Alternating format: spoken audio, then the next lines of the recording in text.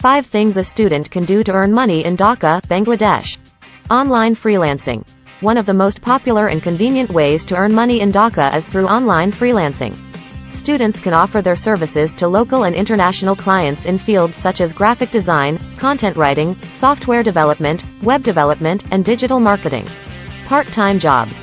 There are many part-time jobs available for students in Dhaka, including work in retail, food service, tutoring, and administrative positions. You can check with your university's job placement office or search for job postings on local job sites or Facebook groups. Sell items online.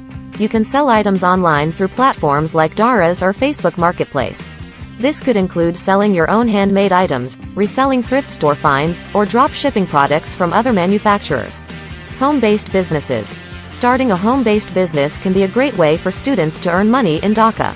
You can start a small business selling homemade food, clothing, jewelry, or other handmade items.